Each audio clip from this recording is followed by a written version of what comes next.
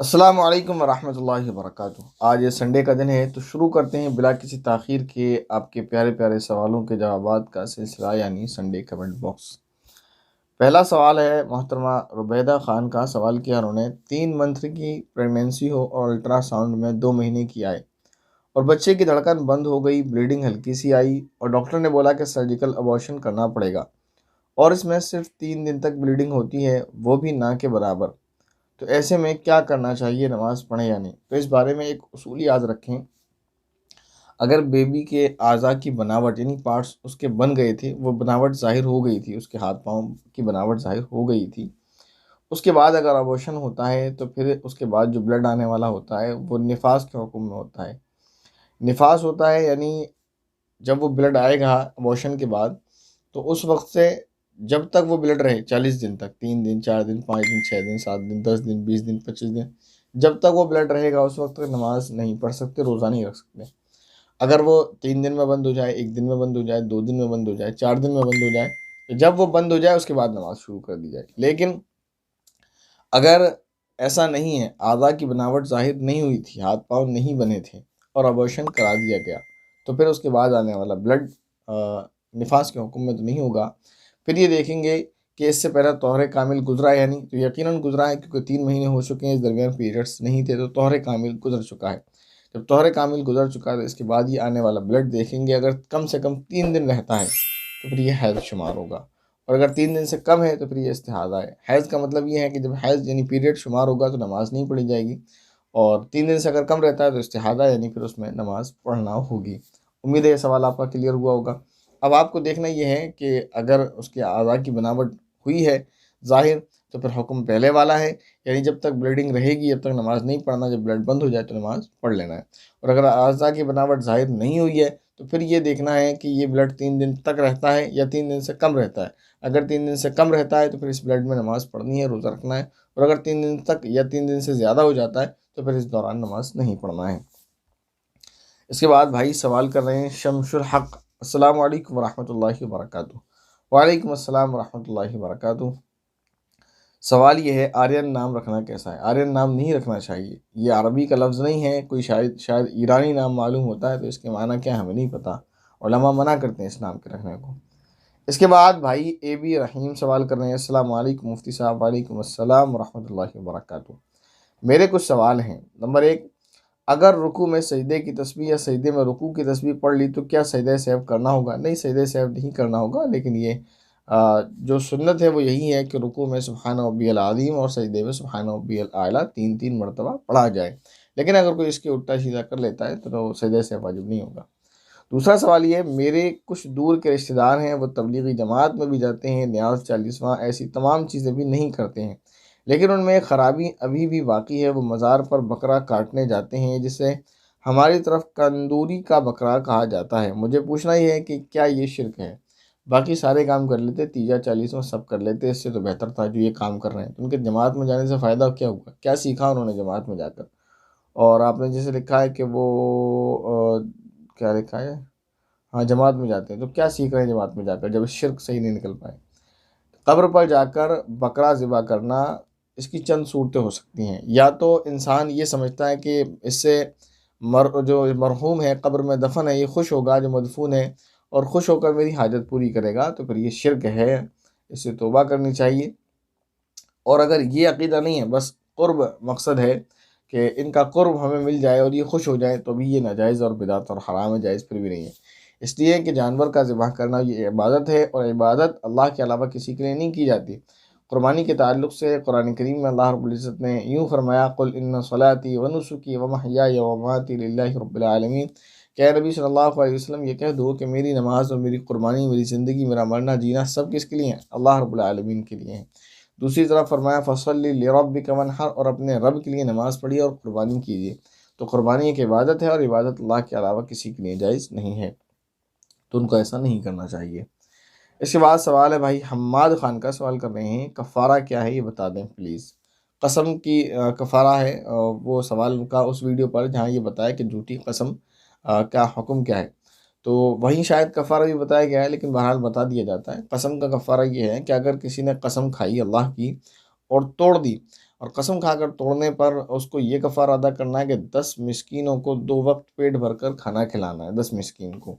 اگر ایسا نہیں کر سکتے، 10 مسکین نہیں ملتے، تو ایک مسکین کو وہ 10 دن تک الگ الگ صبح دوپہر جو ہے کھانا کھلا سکتے ہیں، یعنی دونوں وقت صبح دوپہر نہیں، 2 وقت جو ہے ان کو ایک مسکین کو کھانا کھلا سکتے ہیں، یہ کریں۔ یا پھر 10 مسکین کو کپڑا پہنا دیا جائے، اگر کھانا نہیں کھلا سکتے تو 10 مسکین کو کپڑا پہنا دیں، لیکن کھانا اور کپڑا یہ اس درجے کا ہونا چاہیے جس درجے کا ہم اپنی فیملی پر خرچ کرتے ہیں۔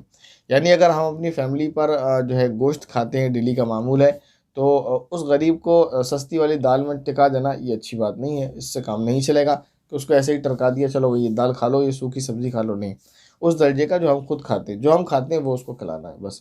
اور اگر کوئی بیچارہ غریب ہے جو 10 مسکین کو کھانا نہیں کھلا سکتا، خود ہی غریب ہے، خود ہی اس کے کھانے کے لالے پڑے رہتے ہیں، تو پھر وہ 3 دن تک مسلسل روزے رکھے گا، اس قسم کا کفارہ ہو جائے گا۔ 3 دن مسلسل کا مطلب یہ کنٹینیو رکھنا ہے، ایسے نہیں ہوگا ایک آج رکھ لیا پھر 2 دن بعد پھر 3 دن بعد، ایسے روزے رکھے گا تو نہیں چلے گا، تینوں روزے لگاتار رکھنا ہے۔ اگر کسی نے 2 روزے لگاتار رکھ لیے، پھر تیسرا روزہ کسی عذر کی وجہ سے رہ گیا، تو پھر اس کو دوبارہ 3 ہی روزے رکھنے پڑیں گے۔ خلاصہ یہ کہ 3 روزے کنٹینیو رکھنے ہوں گے۔ اس کے بعد ایک سوال ہے بھائی ساجد صاحب کا سوال ہے، ان کا ماشاء اللہ ماشاء اللہ ماشاء اللہ مفتی صاحب، کچن میں نماز پڑھنا کیسا ہے؟ ہماری ساس کہتی ہیں کہ کچن میں نماز پڑھنے سے گناہ ہوتا ہے، ہماری جٹھانی نے نماز پڑھی تو ہماری ساس نے بہت ڈانٹا تھا۔ نہیں، آپ کی ساس غلط کہتی ہیں، ان کو نہیں ایسا کہنا چاہیے، ان کو کسی نے غلط بتا دیا ہے۔ ہر پاک جگہ پر نماز ہو جاتی ہے، بیت الخلاء میں نماز پڑھنا، حمام میں نماز پڑھنا منع ہے، ایسی جگہ پر جہاں نجاست و گندگی ہو، تو قبر کے پاس نماز پڑھنا منع ہے، تو یہ ویسی جگہ نہیں ہے۔ کچن عام طور پر صاف ستھرا ہوتا ہے، اور بعض گھروں میں تو سب سے زیادہ صاف جگہ کچن ہی ہوتی ہے، تو اگر کوئی کچن میں نماز پڑھتا ہے تو کوئی حرج نہیں، نماز ہو جائے گی، کوئی گناہ نہیں ہے۔ ساس کا خیال غلط ہے، اور ساس کو کسی نے جو بتایا وہ خیال غلط ہے۔ بہرحال میری بات آپ کی ساس تک، وہ بڑی ہیں، ہماری ماں کے درجے میں ہیں، احترام کے ساتھ پہنچ جائے کہ آپ اپنے اس قول سے رجوع کریں، آپ کی یہ بات درست نہیں ہے جس نے آپ کو بتایا، ہر پاک جگہ پر نماز ہو جاتی ہے۔ اس کے بعد چند سوالات ہیں بھائی محمد راحل کے سوال ہیں ان کے، السلام علیکم۔ وعلیکم السلام ورحمۃ اللہ وبرکاتہ۔ سوال نمبر 1، قضا نماز کا حساب کیسے کریں؟ نماز کا حساب کا مطلب شاید یہی ہے ان کا کہ کئی نمازیں قضا ہو گئی ہیں تو ان کو کیسے کریں، کیسے پڑھیں۔ تو ایک انداز کر لیں اس کا، آپ کی کتنی نمازیں رہ گئی ہوں گی، 1 مہینے کی، 2 مہینے کی، 5 سال کی، 2 سال کی، 1 سال کی، ایک انداز کر لیں۔ کہیں تو جا کر ذہن رکے گا کہ ہاں اتنی ہو گئی ہوں گی۔ جیسے مانتے ہیں ابھی ہم کہیں کہ 1 مہینے کی ہو گئی ہوں گی تو خیال آئے گا نہیں یار اس سے تو زیادہ ہیں، تو 2 مہینے کی، 5 مہینے کی، سال بھر کی، کہیں جا کر ذہن رکے گا تو جہاں جا کر رک جائے، یہ مان لیں میری اتنی نمازیں قضا ہیں، ان کو ایک ڈائری پہ نوٹ کرتے جائیں، نوٹ کر لیں ساری نمازوں کو، فجر، ظہر، عصر، مغرب، عشاء اور وطر۔ وطر کی بھی قضا ہوتی ہے تو وطر کو الگ سے لکھیں۔ پھر اس کے بعد یہ کرنا ہے، یہ نیت کریں کہ میرے ذمے جو نمازیں قضا ہیں ان میں سے سب سے پہلی فجر کی نماز پڑھتا ہوں، یا یوں نیت کر لیں سب سے آخری فجر کی نماز پڑھتا ہوں۔ ایسے ہی سب سے پہلی ظہر، سب سے پہلی عصر، سب سے پہلی مغرب، عشاء، اس طرح کر کے آپ پڑھتے جائیں۔ آپ نے مثلا نیت کی سب سے پہلی فجر کی نماز پڑھتا ہوں، تو وہ آپ نے پڑھ لی تو پہلی والی کٹ گئی۔ اب اگلی بار جو نیت کرنا ہے تو وہ پہلی ہی کی کرنا ہے، دوسری نہیں کرنا ہے، اس لیے کہ پہلی والی تو ہو گئی، اب جو دوسری ہے وہ پہلی ہو گئی، کیونکہ پہلی جو قضا تھی وہ تو آپ نے پڑھ لی، اب جو دوسری ہے وہ پہلی ہے، تو آپ کو ہر بار یہی نیت کرنا ہے کہ میں سب سے پہلی فجر کی نماز یا فجر ظہر وغیرہ کی نیت کرتا ہوں۔ یا آخر سے لے لیں سب سے آخر والی، تو سب سے آخر والی کٹ جائے گی، مثلا 30 نمازیں ہیں، آپ نے نیت کی میں سب سے آخری والی کی نیت کرتا ہوں، وہ پڑھ لی تو 30ویں کٹ گئی، تو جو 29 میں ہے وہ آپ سب سے آخری ہے۔ تو اسی طریقے سے اول یا آخر اس طرح سے نیت کر کے اس طرح سے پڑھتے چلے جائیں اور اس کو کاٹتے رہیں۔ اس کے بعد ان کا دوسرا سوال ہے، عورت کے زیور پر قربانی کا حکم ہے؟ قربانی کا حکم ہے، قربانی کا کیا حکم ہے یہ ہونا چاہیے۔ بہرحال یعنی اگر کسی عورت کے پاس زیور ہے تو قربانی کا کیا حکم ہے، شاید یہ مطلب ہے۔ تو قربانی کا حکم یہ ہے کہ اگر اس کے پاس جو زیور ہے وہ نصاب کو پہنچا ہوا ہے، یعنی سونا ہے تو 7.5 تولہ ہے، یا چاندی ہے تو 52.5 تولہ ہے، یا سونا اور چاندی جیسے عام طور پر دونوں ہی چیزیں ہوتی ہیں، دونوں ہیں تو دونوں کو مل کر اگر اس کی قیمت 52.5 تولہ چاندی کی ہے تو وہ صاحب نصاب ہے اور اسے مالدار شمار کیا جائے گا شریعت کی نگاہ میں۔ تو جب قربانی کے دن میں وہ مالدار ہو تو اس پر قربانی واجب ہو جاتی ہے، لہذا اس کو اپنی جانب سے ایک قربانی کرنی چاہیے۔ اس کے بعد ان کا سوال ہے، عورت کو لیگیز پہن کر نماز پڑھنے سے نماز ہو جاتی ہے؟ لیگی پہن کر نماز پڑھنا مکروہ ہے، ثواب کم ملتا ہے، ایسے کپڑوں میں نماز نہیں پڑھنا چاہیے خواتین کو جس میں ان کے اعضاء کی بناوٹ ظاہر ہوتی ہو۔ تنگ و چست لباس ویسے بھی نہیں پہننا چاہیے، یہ گناہ ہے ایسے لباس پہننا، کیونکہ ایسے لباس پہننا اور نہ پہننا برابر ہے۔ اس کے پہننے سے صرف اتنا فائدہ ہوتا ہے کہ باڈی کا کلر چھپ جاتا ہے، باڈی نہیں چھپتی ہے، کیا فائدہ ہے ایسے لباس پہننے کا؟ اور شریعت میں حدیث شریف میں ایسی عورتوں کو جو تنگ اور چست لباس پہنتی ہیں یا جالی دار باریک لباس پہنتی ہیں، ایسی عورتوں کو شریعت میں حدیث شریف کے اندر جو ہے ننگا یعنی برہنہ ایسی عورتوں کو شمار کیا گیا ہے۔ تو ایسے کپڑے ان کے پہننے سے کوئی فائدہ نہیں ہوتا جو چست کپڑے پہنتی ہیں، جیسے لیگی وغیرہ ہے، صرف کلر کا، باڈی کا کلر چھپتا ہے، باڈی نہیں چھپتی ہے، یہ غلط فہمی ہے کہ باڈی چھپ جاتی ہے، باڈی نہیں چھپتی، باڈی کا کلر چھپتا ہے۔ یہ ایسے ہی جیسے کوئی باڈی پر پینٹ کر لے بس۔ اس کے بعد سوال ہے غوث اعظم کا چراغ جلانا کیسا ہے؟ غوث اعظم کا چراغ جلانا یہ بھی ایسی ہے جیسے میں نے ابھی بتایا آپ کو، اس سے پہلے جو سوال تھا شاید قبر پر بکرا ذبح کرنے کے تعلق سے تھا، ایسے ہی ہے۔ اپنے گھر میں آج دور LED لائٹس تک پہنچ چکا ہے اور ہم چراغ کے پیچھے پڑے ہوئے ہیں۔ یہ چراغ جلانا یہ اسلامی شریعت کا حصہ نہیں ہے، یہ ہندوانہ رسم ہے، غیر مسلموں کے یہاں یہ پایا جاتا ہے، ان کے مذہب کا، ان کے کلچر کا حصہ ہے۔ آپ بتائیں کبھی نبی کریم صلی اللہ علیہ وسلم نے کسی نبی کے نام کا چراغ جلایا ہو؟ صحابہ نے کبھی نبی کریم صلی اللہ علیہ وسلم کے نام کا چراغ جلایا ہو؟ تابعین نے کبھی کسی صحابی کے نام کا چراغ جلایا ہو؟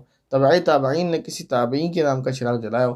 صدیوں تک اسلامی جو ہے سلطنت رہی ہے، اسلامی شریعت رہی ہے، خلافت رہی ہے، سلطنت عثمانیہ تک کبھی کسی نے اس طرح کا دور ملتا ہے کہ کسی نے کسی صحابی کے نام کا چراغ جلایا ہو؟ تو یہ جو چیز ہے یہ غیر مسلموں سے آئی ہوئی ہے، اس کا دین اسلام سے کوئی لینا دینا نہیں ہے۔ ہاں اگر کوئی چراغ جلاتے وقت وہی نیت رکھتا ہے، کیونکہ یہ رسم ہندوانہ ہے تو ظاہر ہے اس میں عقیدہ بھی ہندوانہ ہوگا، تو اگر کسی کا یہ عقیدہ ہے، جسے وہاں یہ عقیدہ ہوتا ہے کہ میں چراغ جلاتی ہوں اپنے دیوی دیوتا جو بھی ان کے ہیں اس کے سامنے جلاتا ہوں تو یہ خوش ہوں گے اور میری منو کامنائیں پوری ہوں گی، تو اگر کسی کی نیت یہ ہے کہ میں غوث پاک کے نام کا چراغ جلاتا ہوں یا غوث پاک کا نام کا چراغ جلاتی ہوں تو وہ خوش ہوں گے اور میری مرادیں پوری کریں گے، تو ظاہر ہے شرک ہے، شرک کے سوا کیا کہا جا سکتا ہے؟ کیونکہ اگر آپ کے لیے جائز ہے تو پھر وہ مشرک کیوں ہے اپنے اس فعل سے؟ تو یہ شرک ہے۔ اسی طرح اگر یہ نیت تو نہیں ہے کہ وہ منو کامنائیں پوری ہوں گی، بس یہ سمجھتے ہیں کہ وہ خوش ہو جائیں گے، تو یہ بھی ناجائز اور حرام اور بدعت ہے، لہذا ایسے قبیح کاموں سے بچنا چاہیے۔ اس کے بعد ان کا سوال ہے پیریڈس کے دنوں میں سبحان اللہ، الحمدللہ، اللہ اکبر کی تسبیح اور درود شریف پڑھ سکتے ہیں کیا؟ جی پڑھی جا سکتی ہیں پیریڈس کے دنوں میں، صرف قرآن کریم پڑھنا منع ہے، اس کے علاوہ آپ درود شریف پڑھ سکتے ہیں، تسبیحات پڑھ سکتے ہیں، جو بھی ہے قرآن کریم کے علاوہ آپ سب پڑھ سکتے ہیں۔ تو یہی کچھ سوالات تھے جو آپ کے لیے گئے، اور اگر امید تو نہیں ہے کہ کسی کا سوال رہ گیا ہوگا، لیکن پھر بھی اگر کسی کا سوال رہ گیا تو اسے کمنٹ کریں، انشاءاللہ اس کو نیکسٹ کمنٹ باکس میں لے لیا جائے گا، یا کوئی شبہ آپ کے ذہن میں ہے یا کوئی ڈاؤٹ رہ گیا تو اسے کمنٹ کریں، انشاءاللہ اس کو کلیئر کرنے کی کوشش ضرور کی جائے گی۔ السلام علیکم ورحمۃ اللہ وبرکاتہ۔